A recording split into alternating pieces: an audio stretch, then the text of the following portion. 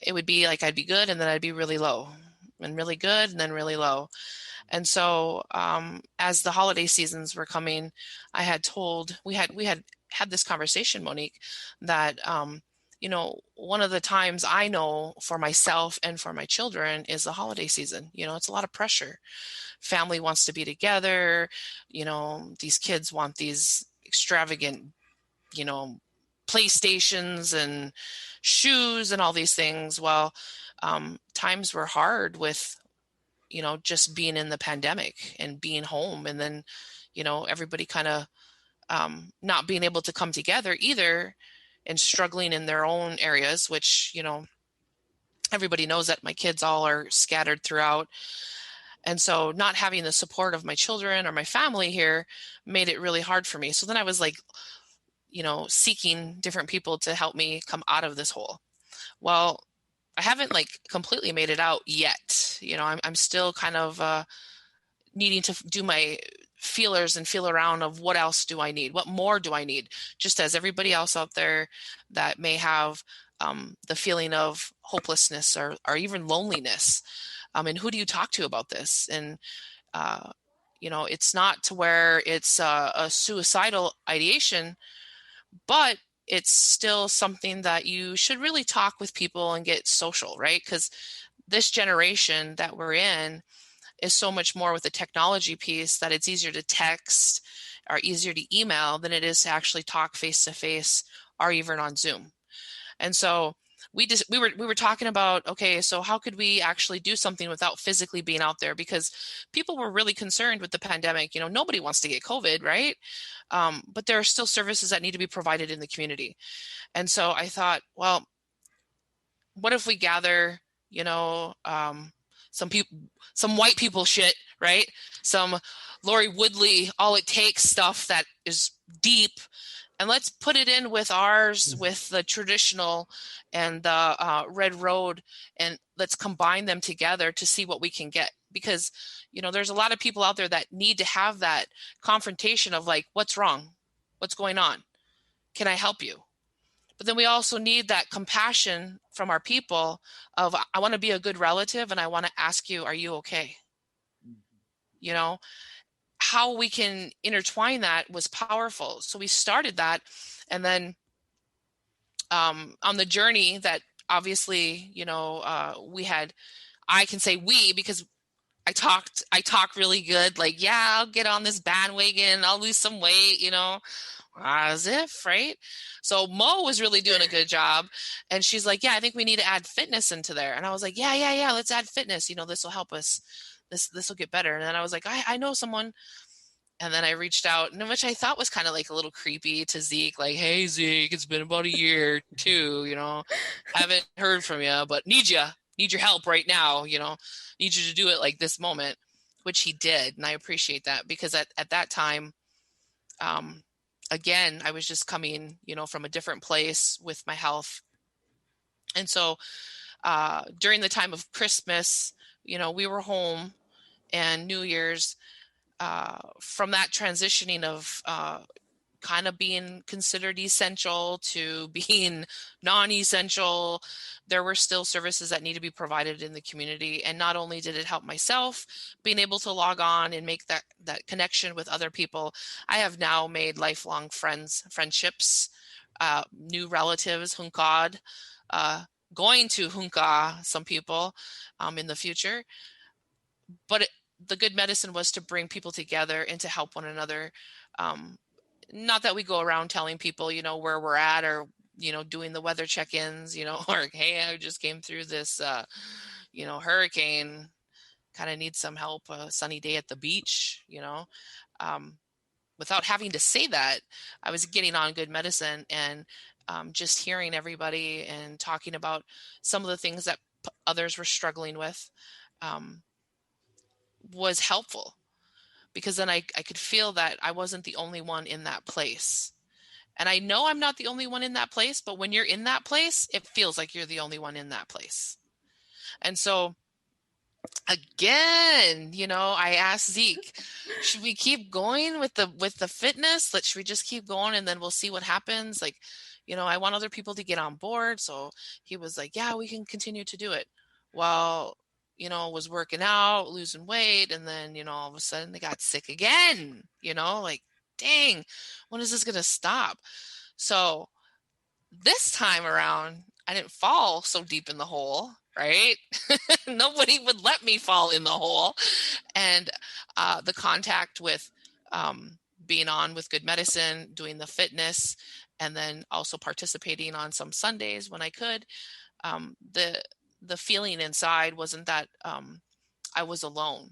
And so reaching out to the different people that participate, they have the same something similar to that story of, it just happens to be at that right time. We reach out and we encourage people to get on, and some get on, some don't. And so I've been really trying to encourage people to get on, but you don't have to, you don't have to turn your camera on. You don't have to say anything, just listen. And, when we ask for that participation of maybe prayer or, the good thoughts, the good energy, that's helpful. It helped me. All right. Thank you, Brandy. That was beautiful. So touching back to, the Good Medicine programming, and we talked about wanting to hit all those different areas. And I feel like this is like a perfect group for that, just because you talked about,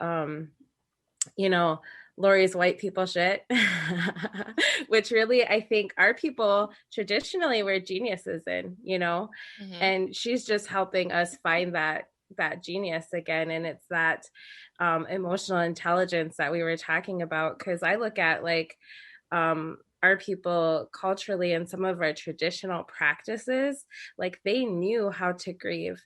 They knew how to express themselves. They knew how to be good relatives. And sometimes I think it takes that outside perspective, because I think we even had a good conversation on the last one about how, like, we're, as Lakota people, we're making words to fit the English language. And Lori was, or the English culture, American culture even, and Lori was brought up a good point about how instead of that, we should be taking on your guys' view about, everybody being relatives. And so those are some of those like really interesting conversations that we have in Good Medicine. And I think we've created a really good community, and obviously want to invite more people in so that we can all feel that what you were talking about, because I think everybody's going through it, and we might not just have that energy to get on. There might be that want, but the more people see it and know about it, I think that will expand our community. So I'll let you, Brandy, ask follow-up questions of all of our guests. Okay. I see you had your hand raised, Miss Loy. I just wanted to just comment, if I could, quickly on what you just said, Monique. I really love how you shared that we're all going through something, but I want to also share that sometimes we're not. Sometimes we're good. We're in a good spot. Well, that's not the day to not get on, because someone else needs us, right? Mm-hmm. So if today's good for me, I get to be a light for someone else. And if today's not a good day for me, and it's hard to turn it on, it's hard to sign in, so you just do it anyways. It's like getting up when you don't want to get out of bed. You do it anyways, keep your camera off, and somebody's going to be there on these calls who will be a light in a dark moment. And then it'll flip, and someday you'll be the light for somebody else's dark moment. And that's what I think has been magical in this, is we're not all in the same place every day, but we are all in a place where we can be in service to each other. Absolutely. And I just have really appreciated that opportunity to be a part of it. It's really been a blessing. So I will say this, and I know this isn't a follow-up, but this is something that has been a big part of what I'm seeking as far as the collaboration efforts. So you two gentlemen are a huge, huge part to our team because you're men, and there's very, very little I want to say, men influence right now. Like it's really hard to get other men to participate, one, live, right? Like right here, right now. And two, this is something that's deep. So we know that talking about feelings and emotions can be difficult, right? But you two gentlemen always manage to be like, yeah, let's talk about that, let's go there. So let's hit it. Mr. Carlos, how do you feel about good medicine? Yeah, thank you, Brandy. Yeah, what a great great question. And then also, what a great topic to bring up. Just in regards to where are our men in a lot of this. I think that's been the case or the question for a while. I know that since I've been doing similar work like this.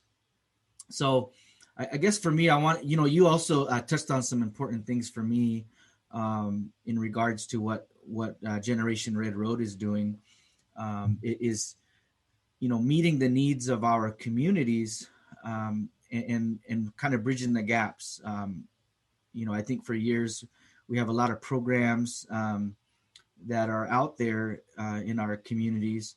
We work with men, we work with women, we work with youth, we work with reentry, and you name it. There's suicide prevention, a lot of these programs. And one thing that really kind of surfaced for us as we were forming Generation Red Road was also to include programs for our helpers, for you all as well, that are experiencing your own struggles in your journey, but yet showing up to work every day and providing services to the community. So thank you for bringing that up, Brandy, and talking about some of those struggles. And myself as an Indigenous man, growing up without a father, growing up without a mother, and being raised by a single grandmother, there was a lot of things that were missing in my own journey, and I didn't know it at the time. But growing up without those people in my life, I had to learn from people around me, which were other men, other women in my community, in my neighborhood, or in my circles. And so I just took what I learned from them, and I took that into my adulthood. And unfortunately, it was everything that what I know now is you don't want to do.